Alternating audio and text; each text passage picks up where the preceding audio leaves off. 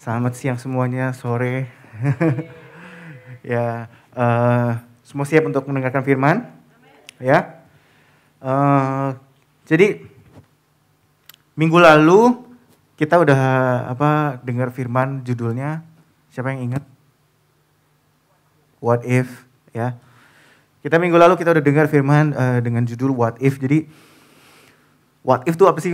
Kan kalau ya, kita suka, karena sebagai manusia kita suka selalu berpikir, kalau begini gimana, kalau begitu gimana, kalau misalnya kejadian sampai seperti ini bagaimana, kalau misalnya Omikron meledak di depan bagaimana, apa yang akan terjadi dengan kehidupan kita, apa yang akan terjadi dengan keluarga saya, apa yang akan terjadi dengan sekolah, apa yang akan terjadi dengan ini, itu.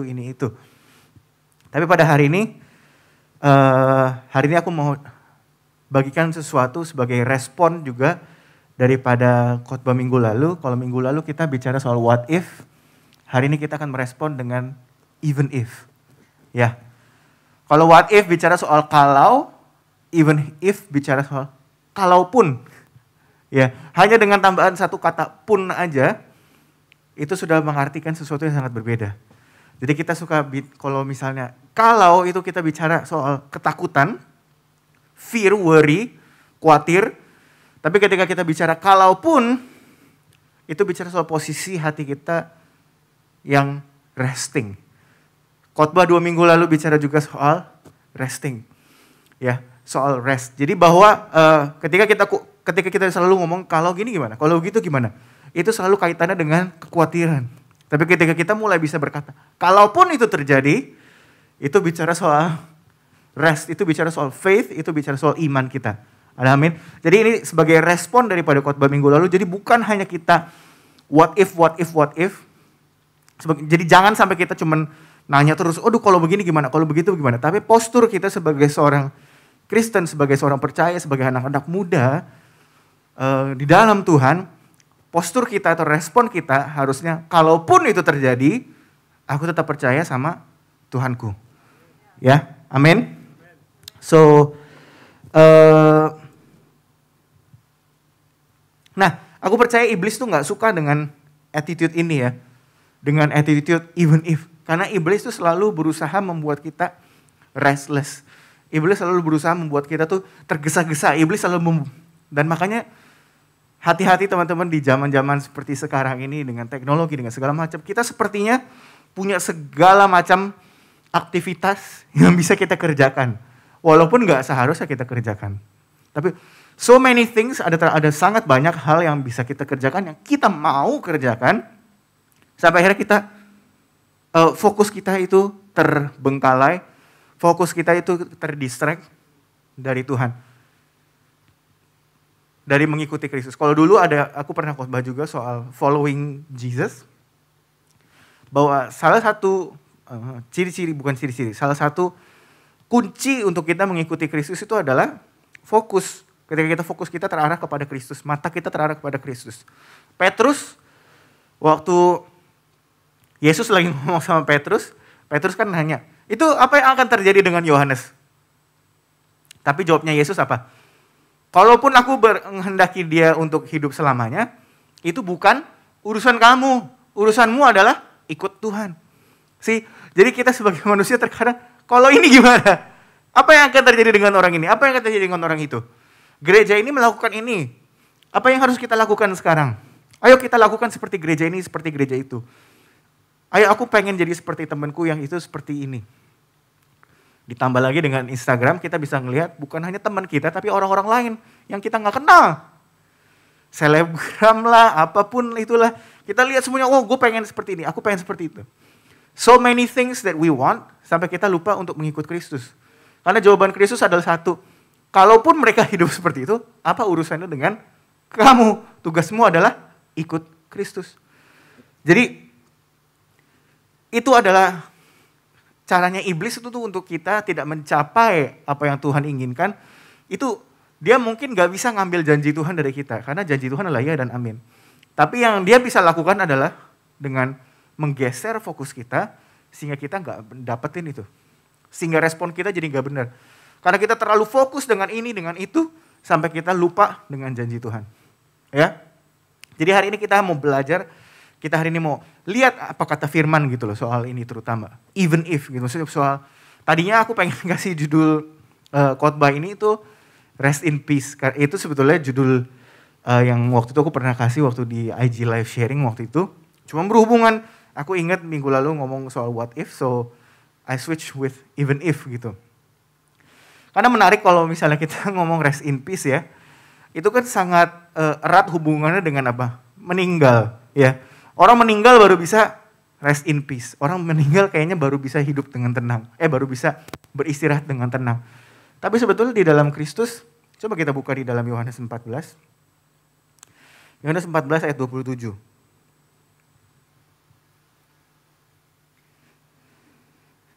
Ya, aku bacakan. Damai sejahtera ku tinggalkan bagimu. Damai sejahtera ku berikan kepadamu, dan apa yang kuberikan tidak seperti yang diberikan oleh dunia kepadamu. Janganlah gelisah dan gentar hatimu. Jadi, tapi kita lihat di sini konteksnya adalah ketika Yesus lagi berkata kepada murid-murid tentang waktu nanti dia akan pergi. Berarti ini adalah dia bicara soal dia sedang lagi menubuatkan kepergian dia, dan yaitu dia akan memberikan, kalau di ayat 26 Yesus menjanjikan penghibur yaitu Roh Kudus. Berarti ini bicara soal awal mula daripada gereja Tuhan akan berjalan.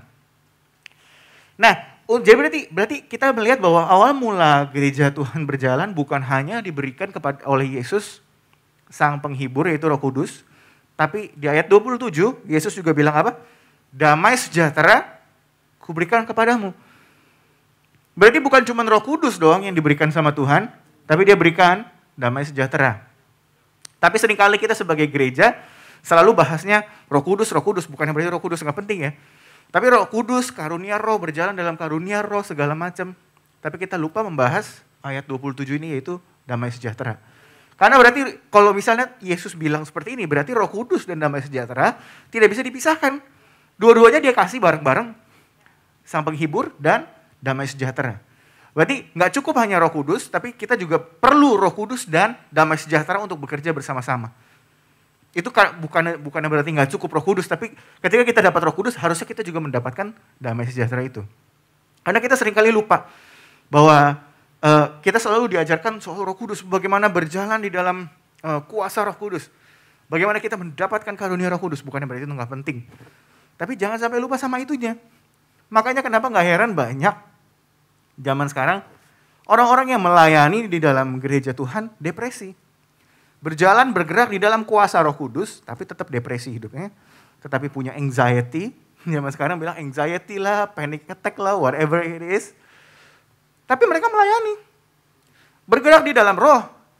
Tapi mereka nggak punya damai sejahtera yang daripada Kristus. Makanya karena kita selalu bicara soal ayat 26-nya ini, lupa ayat 27-nya. Dan bahwa Roh Kudus dan damai sejahtera itu adalah satu paket.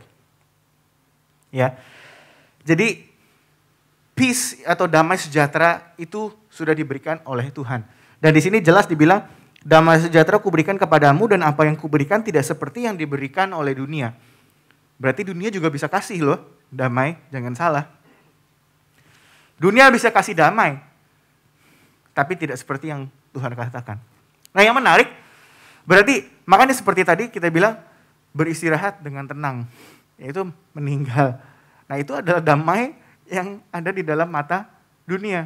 Tapi kita tahu damai yang di dalam Kristus adalah damai yang tidak terlepas daripada situasi. Damai di dalam dunia, makanya dunia kan mengajarkan meditasi lah, apalah. Kayaknya harus tenang, harus sendirian, tidak boleh ada yang mengganggu.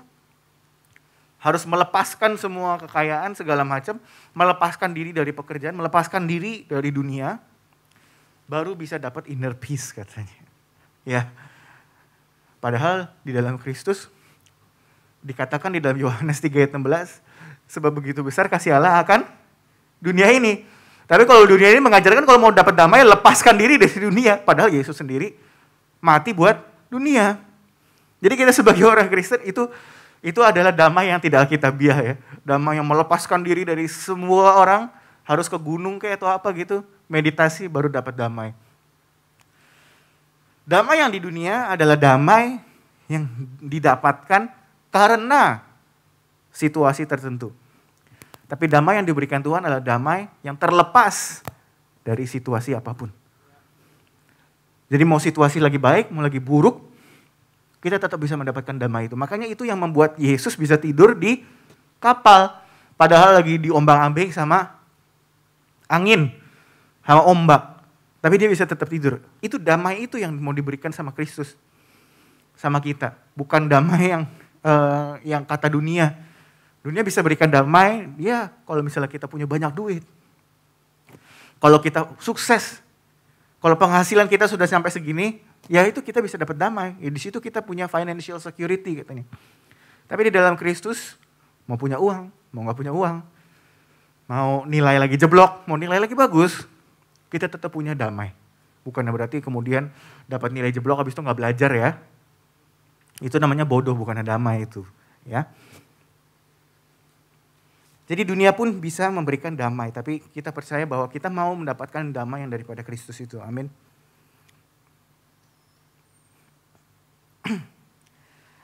Nah jadi ketika kalau bicara soal damai ini ada 3 hal yang aku mau bicarakan. Yaitu yang pertama yang udah pasti, ini pasti menyangkut dengan yang tadi aku bilang mental illness atau mental health yang sekarang ini lagi banyak diomongin sama orang. Ya kenapa aku mau ngomong ini? Karena ya memang seperti tadi aku bilang, orang melayani tapi belum tentu mereka punya damai sejahtera. Sukses di dalam pelayanan tidak menentukan apakah dia punya damai sejahtera. Itu yang menentukan apakah dia betul-betul berjalan di dalam Roh Kudus atau berjalan di dalam kedagingan. Mereka bisa pakai karunia roh. Mereka bisa berjalan dengan karunia roh. Tapi nggak punya damai sejahtera. Mereka hanya memakai giftingnya, tapi tidak berjalan dengan Roh Kudus. Hanya karena kita pakai hadiah daripada Roh Kudus, bukan berarti kita berjalan bersama dengan Roh Kudus. Itu yang seringkali kita punya salah kaprah, kita punya salah pemikiran. Wah kita bisa khotbah, kita bisa bahasa roh, kita bisa apapun itu. Tapi kita nggak punya damai sejahtera. Makanya kenapa waktu itu sempat di Amerika banyak lagi kasus pendeta-pendeta bunuh diri. Pendeta-pendeta, padahal itu pendeta bukan pendeta gereja kecil. Gerejanya cukup besar, ribuan jemaatnya, tapi bunuh diri. Dan masih muda lagi. Bukankah itu yang dicari sama pelayan-pelayan Tuhan? Di masa mudanya, punya gereja besar, yang mengikuti dia besar, jemaatnya. Tapi seringkali itu gak cukup. Karena kita punya anxiety, kita merasa itu gak cukup. Bahwa kayaknya saya mau lagi, saya mau lebih, saya mau ini, mau itu, mau ini, mau itu. Dan akhirnya terus abis itu, tapi nggak bisa. Ada sesuatu yang nggak, ada yang bentrok gitu, misalnya dengan orang kayak, dengan apapun itu. Tidak bisa menyelesaikan konflik di dalam batinnya gitu. Kenapa? Karena nggak ada damai sejahtera. Makanya punya panic attack, ada depresi. Padahal dia pelayan Tuhan. Jadi kita lupa, kita beroperasi dengan ayat 26, tapi kita melupakan ayat 27 bahwa Tuhan juga berikan kepada kita damai sejahtera. Dan makanya juga kenapa orang Korea juga banyak yang bunuh diri, suicidal. Karena jati dirinya dan image mereka terletak pada opini orang. Opini orang beda-beda. Nanti satu waktu mereka lagi bagus, dipuji-puji, begitu sekalinya ada jelek dihujat, dimaki-maki sampai nggak boleh syuting lah, nggak boleh inilah sama rakyat, sama netizen. Jadi mereka meletakkan image mereka di dalam opini orang terhadap mereka, opini orang yang berbeda-beda. Makanya image-nya berbeda-beda, image-nya kegeser-geser. Padahal image mereka adalah they are created in the image of God. Jadi harusnya opini Kristus terhadap dialah yang menjadi dasar kehidupan dia. Tapi dia taruh opini orang untuk image-nya dia. Sehingga akhirnya yaitu stres, depresi, anxiety, eating disorder, bulimia lah segala macam. Karena mereka sangat memperhatikan apa kata orang. Itulah makanya kenapa sebetulnya di zaman sekarang teman-teman. Sebetulnya kita sebagai orang Kristen, kita harusnya itu bisa menjadi, itu betul-betul bisa menjadi terang loh. Karena di zaman sekarang orang-orang itu lagi gencar-gencarnya ngomongin soal mental health, soal depresi segala macam. Teman-teman, kita punya solusinya. Kalau istilahnya di dalam, kalau misalnya kita itu jadi konsultan, kita udah punya solusinya. Kita tinggal kasih nih solusinya Kristus. Sebetulnya, cuma masalahnya orang suka mikir, ya Kristus lagi, ya itu mah gue udah denger dari dulu. Ya itu mah cuma Kristus, gue mau yang relevan dong, gue mau yang praktikal. Gak ada yang lebih praktikal teman-teman di dalam kehidupan orang Kristen selain Kristus. Jadi mungkin jawabannya ya itu aja. Ya memang ada masalah ini, jawabannya apa? Ya Kristus. Ada masalah itu, jawabannya apa? Ya Kristus. Jadi jangan kita merasa kayaknya itu terlalu familiar ya. Wah kayaknya ya masa ini Kristus lagi. Nanti ada masalah itu Kristus lagi. Gue butuh solusi yang ini dong yang real. Tidak ada solusi yang lebih real daripada Kristus. Carilah dahulu kerajaan Allah dan segala kebenarannya, maka semua itu akan ditambahkan kepada kita. Itu dipegang teman-teman. Dari sejak kita masih muda kita pegang itu. Cari dulu kerajaan Allah. Jadi kenapa sih orang-orang depresi? Orang-orang depresi karena yang khotbah minggu lalu. What if? Karena orang depresi selalu mikir, kalau misalnya gue seperti ini nanti apa yang akan dikatakan orang kepada dia? Apa yang akan, kalau misalnya seperti ini apa yang akan terjadi? Tapi ketika kita bisa rest, ketika kita bisa sebagai anak-anak Tuhan, ketika kita bisa betul-betul meletakkan rasa percaya diri kita itu di dalam Kristus, itulah yang membuat kita dapat berkata even if. Karena what if itu yang membuat kita menjadi depresi, tapi ketika kita bisa berkata even if, itu yang membuat kita lebih damai. Karena kita tahu bahwa even if something happen, kalaupun sesuatu terjadi, Tuhan tetap beserta dengan kita. Dan jika Tuhan ada di pihak kita, siapa yang dapat melawan? Itu yang menjadi kekuatan kita, itu menjadi pegangan kita. Ya.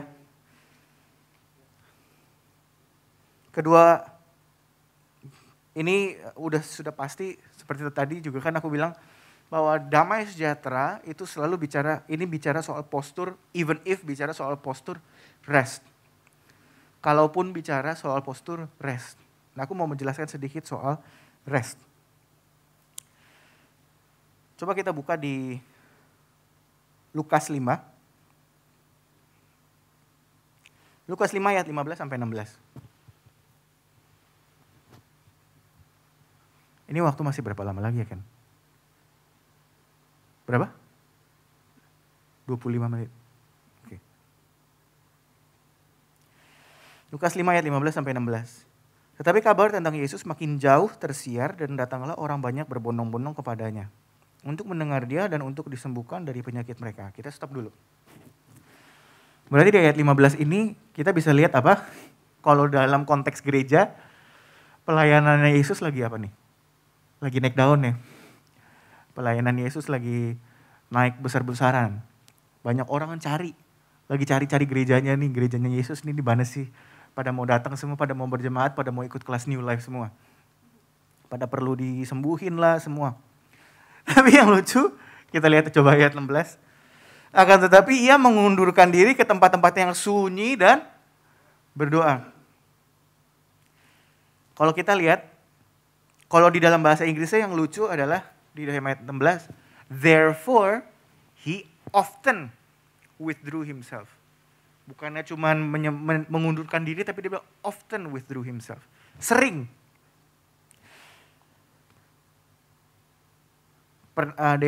Kita semua pernah belajar bahasa Indonesia kan ya. Kalau kata akan tetapi itu berarti apa sih? Itu berarti sebab akibat kan. Berarti kalimat sebelumnya adalah sebabnya, ayat 16 ini adalah akibatnya. Berarti oleh karena pelayanan Yesus yang lagi naik daun, maka Yesus sering mengundurkan diri ke tempat sunyi dan berdoa. Kok lucu ya? Kok lucu ya? Itu sama sekali bertolak belakang dengan common sense gitu. Aku punya teman ada YouTuber dari Makassar.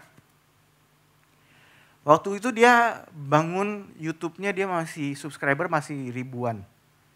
Kemudian naik sampai 50.000, naik sampai 100.000 dan sekarang sudah 1 juta. Semakin dia naik subscribernya, makin dia sibuk. Yang ada orang request ini, request itu. Yang ada apa? Dia makin banyak dengerin request daripada subscribernya. Bikin video, bikin konten sesuai dengan kemauan subscribernya. Makin banyak followernya, makin banyak ngepost. Makin banyak followernya, makin banyak bikin konten. Ya enggak? Itu kan sebetulnya kalau di zaman sekarang harusnya seperti itu ya. Makin gereja makin banyak jemaatnya, harusnya makin sibuk. Harusnya makin sering dong, kunjungin jemaat lah segala macam. Ayo jemaat perlu apa? Jemaat perlu kesembuhan, ayo didoakan. Sampai nggak ada waktu. Kan harusnya seperti itu. Tapi kalau kita lihat Yesus ini menarik. Makin banyak followernya, makin banyak subscribernya, makin dia menarik diri. Makin dia gak bikin konten, teman-teman. Istilahnya, makin justru dia lebih sering mengundurkan diri dan menyendiri untuk apa? Untuk berdoa. Tapi setelah aku renungkan lagi, aku cuma diingatkan bahwa ini sebetulnya prinsip yang simple. Zaman boleh berubah, teknologi boleh semakin menuntut kita, kayak seperti tadi aku bilang, dengan ada teknologi itu kita jadi nggak fokus. Makin banyak yang kita mau kerjain. Karena ini teknologi enable kita adalah sebuah enabler membuat kita jadi bisa melakukan apapun. Banyak hal yang bisa kita kerjakan, banyak hal yang bisa kita lihat, walaupun itu nggak harus kita kerjakan. Nah, tapi yang aku diingatkan adalah bahwa ini sebenarnya adalah prinsip yang simple. Sebenarnya prinsip ekonomi simple malahan yang aku diingetin soal apa? Supply and demand. Sebenarnya yang Yesus lakukan itu adalah sebuah prinsip supply and demand yang sangat simple, sederhana. Jadi di ayat 15 bicara soal demand, ayat 16 bicara soal supply. Karena Yesus adalah 100% Tuhan dan 100% manusia, maka di dalam kekuatan dia sebagai manusia, dia juga perlu supply. Tapi kita lihat bahwa manusia itu nggak bisa supply dirinya sendiri. Dan kalau di dalam dunia bicara soal manusia, selalu bicara soal demand. Selalu bicara soal permintaan. Mau punya teman sebaik apapun yang memberikan waktunya, pasti suatu saat ada suatu permintaan. Yang secara tidak langsung dia butuhkan sesuatu. Karena nature kita sebagai seorang manusia, kita butuh sesuatu. Sedangkan Tuhan punya segala sesuatu. Dan Tuhan pengen memberikan segala sesuatu. Jadi itu adalah nature kita sebagai manusia. Kita perlu menerima sesuatu. Sedangkan nature-nya Kristus atau Tuhan adalah memberikan sesuatu. Dia supply, kita demand. Manusia selalu demand. Makanya kita stres di dalam kerjaan karena pekerjaan selalu demanding. Kita selalu stres di sekolah karena sekolah demanding. Kita stres di dalam keluarga karena orang tua punya demand. Orang tua juga stres sama anak karena anak punya demand. Segala sesuatu yang berhubungan dengan manusia selalu ada permintaan, ada demand. Tetapi kalau kita sebagai manusia, kita tidak punya supply-nya secara dasar. Karena kita memang adalah makhluk demanding. Jadi dari mana kita bisa dapat supply? Hanya dari Tuhan. Itu sebenarnya yang diajarkan oleh Yesus di sini. Demand-nya lagi banyak. Demand di luar lagi banyak. Karena demand di luar lagi banyak, jadi apa yang dia lakukan? Ya cari supply. Makanya dibilang makin sering dia mengundurkan diri di tempat sunyi, bukannya cuma menyendiri loh ya. Dia di sini kuncinya adalah dia menyendiri dan apa? Berdoa. Berarti dia connect dengan Tuhan, connect dengan Bapaknya. Dan yang menarik teman-teman, hanya di dalam 3,5 tahun, Yesus mampu mengerjakan semua pekerjaan yang sudah dinubuatkan beratus-ratus tahun, beribu-ribu tahun. Hanya dalam 3,5 tahun, semua selesai. Hanya dalam 3,5 tahun pelayanan, semua selesai. Bahkan Yohanes bilang kalau semua pekerjaan Yesus mau ditulis, kayaknya satu dunia pun gak cukup buat menampung catatan itu. Padahal di dalam ayat 16 dia bilang apa? Dia sering justru gara-gara lagi banyak demand, dia justru sering menyendiri. Tapi kok semua pekerjaannya malah selesai? Kok bisa pekerjaan selesai dengan begitu cepatnya, dengan begitu efisien dan begitu efektif? Jadi sebenarnya salah satu kunci pekerjaan yang efektif dan efisien itu adalah apa? When you have rest. Ketika kita betul-betul tarik terus supply-nya. Makanya Kristus ketika ketemu orang, ketika dia akhirnya melayani, dia melayani dengan begitu efisien dan efektif. Kenapa? Karena dia sudah punya supply-nya semua di dalam. Semua supply yang dia perlukan udah ada. Begitu ada demand, kasih, demand, kasih, demand, kasih. Karena di dalam dia sudah mengalir kehidupan itu dari Bapa, karena dia connect terus dengan sumbernya, sehingga akhirnya ketika ada kebutuhan, tinggal disalurkanlah. Makanya waktu perempuan yang pendarahan sentuh jubah Yesus, ada kuasa yang mengalir. Ada supply yang mengalir. Jadi teman-teman, kalau kita mau memberikan kehidupan kepada orang lain, gak ada cara lain kecuali kita tarik kehidupan itu dari Tuhan sendiri. That is rest. Itulah resting. Memang kita perlu menyendiri. Kuncinya di situ adalah apa? Kita menyendiri. Menyendiri dan berdoa. Cari waktu sendiri untuk berdoa. Itu pentingnya teman-teman.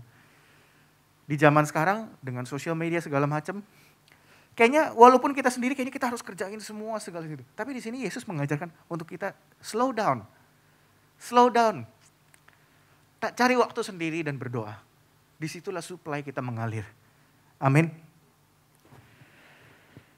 Satu hal juga yang aku pengen kasih tahu soal resting yang waktu aku lagi renungin ini. Karena aku suka dengar dulu pelayan Tuhan, dia bilang, oh ya kita perlu rest. Akhirnya apa yang dilakukan? Pergilah liburan, waktu keluarga. Mereka gak melayani, ada satu cari waktu untuk gak melayani liburan. Aku gak bilang itu salah, boleh-boleh aja, sah-sah aja. Tapi kelihatannya prinsip restingnya dia itu adalah seperti itu, liburan, cari waktu untuk refreshing. Supaya dia lebih segar. Salah gak? Gak salah. Tapi prinsipnya salah. Ketika aku renungkan, kita harus bisa bedakan yang namanya resting dengan cooling down. Tahu ya cooling down ya, kayak misalnya kalau orang ya istilah proses pendinginan. Contohnya kayak gini, waktu aku lagi di Amerika, ada musim panas kan. Ketika lagi musim panas tuh panasnya terik. Jadi kalau kita sering keluar, outdoor, barbecue segala macam. Nah kalau lagi barbecue itu panas banget. Kalau lagi panas, ini HP juga makin panas. Kalau HP makin panas, baterainya turunnya makin cepat, bocor. Terus dipegang pun juga panas. Akhirnya apa yang kita lakukan? Dulu sempat aku lihat ada beberapa temanku, kita buka ice box yang isinya banyak minuman. Kan banyak es tuh. Temanku ada sampai sempat taruh HP-nya di dalam situ. Aku pun ikutan, akhirnya kita taruh HP kita di dalam ice box itu, cooler box itu. Ya udah kita tutupkan, lagi nggak dipakai. Akhirnya apa yang terjadi? HP-nya semakin dingin dan akhirnya baterainya nggak bocor lebih cepat, lebih tahan, baterainya lebih tahan. Pertanyaan, hanya karena HP-nya lebih dingin dan baterainya lebih nggak bocor, baterainya tetap turun nggak? Tetap turun ya. Baterainya tetap turun. Karena apa? Karena nggak dicolok. Nah seringkali kita punya prinsip resting itu adalah cooling down. Kita perlu refreshing. Kita perlu pendinginan. Yang adem-adem, yang seger-seger. Tapi kita lupa colok. Ketika kita liburan, itu kita cooling down. Kita lagi ngadem. Tapi tetap kalau misalnya kita di dalam proses cooling down itu nggak colok ke sumbernya, ke sumber listriknya, ke sumber supply-nya, ya mau sampai zaman jebot juga nggak bakal ke-charge, nggak bakal full lagi. Yang sering dilakukan oleh pelayan Tuhan, ketika dia melayani, yes dia liburan, dia pergi ke sini, pergi ke sana. Tapi dia lupa bahwa esensi paling penting di dalam resting Bukan cuman cooling down-nya doang. Tapi colokannya di mana? Jangan sampai lupa bahwa colokan. Colokannya itu apa? Firman. Dan sumbernya siapa? Tuhan. Colokannya adalah firman, sumbernya adalah Tuhan. Tuhan berbicara melalui firman itu, supply kita, dan di situ kita mendapat kekuatan baru. Jadi jadi kenapa kita suka salah sangka? Karena waktu kita cooling down, waktu kita istirahat, kan adem. Ya kalau adem, wah kayaknya kita lebih seger. Tapi sebenarnya tanpa disadari baterainya tetap turun pelan-pelan. Cuman turunnya pelan-pelan aja. Jadi kita nggak sadar turun makin pelan. Terus toto perasaan gue udah resting, perasaan gue udah liburan sering banget. Tapi kok masih aja ya burn out. Kok gue masih aja ya kayaknya capek gitu ngelayanin orang. Ya karena kita salah. Kita bukannya resting, itu kita hanya cooling down. Jadi teman-teman kita perlu tahu bedanya resting dan cooling down. Ya. Nah yang ketiga, yang terakhir yang aku mau bagiin. Bahwa resting itu adalah an act of faith. Resting sebetulnya itu adalah tindakan iman. Ketika postur kita masuk ke dalam resting atau peristirahatan itu sebetulnya adalah tindakan iman. Kalau kita lihat di dalam Ibrani 4,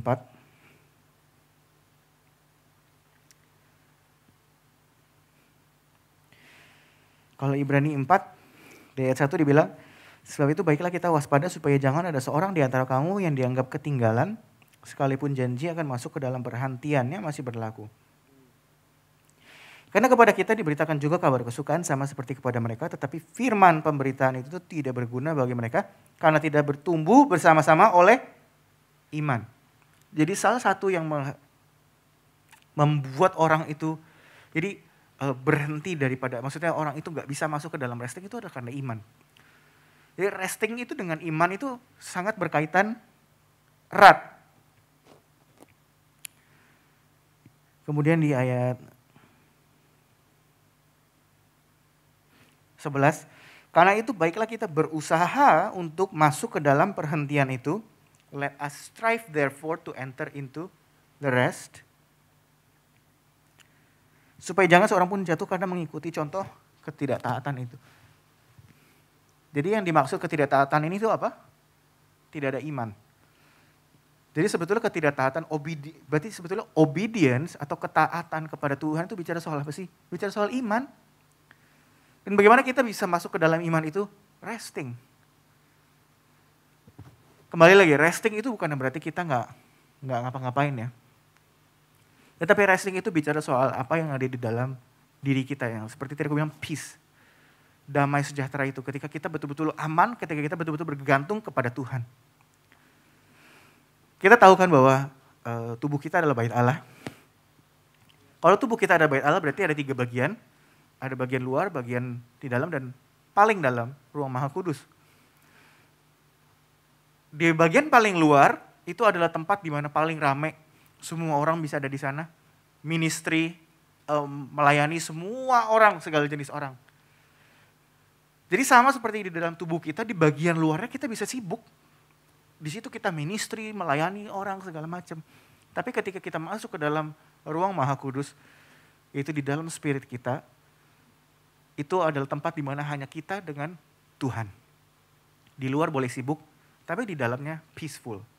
Di dalam kita tetap at rest. Karena kita tahu bahwa di situ ada tempat kita bersama dengan Kristus. Dan itu yang membawa kita menjadi kuat. Itulah yang membuat kita bisa melayani di luar.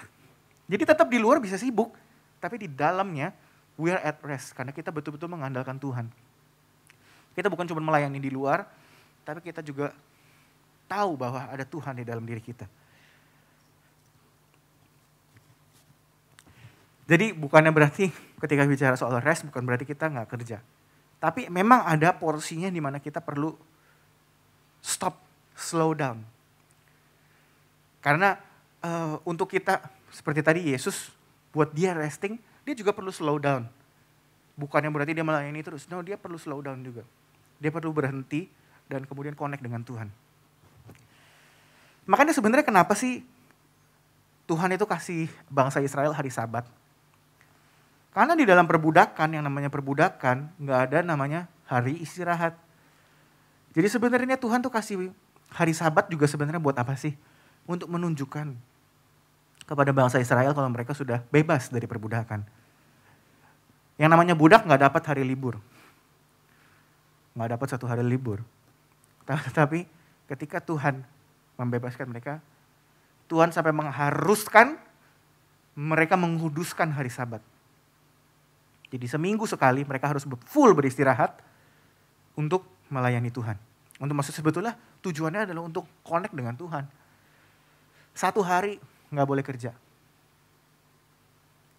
Sampai-sampai Tuhan bilang, kalau misalnya ada yang nggak menguduskan hari Sabat, mereka harus dihukum mati. Sampai seserius itu loh. Karena masalahnya bangsa Israel sudah ada di dalam mental perbudakan, mental yang kayaknya kalau nggak kerja kayaknya ada sesuatu yang bermasalah.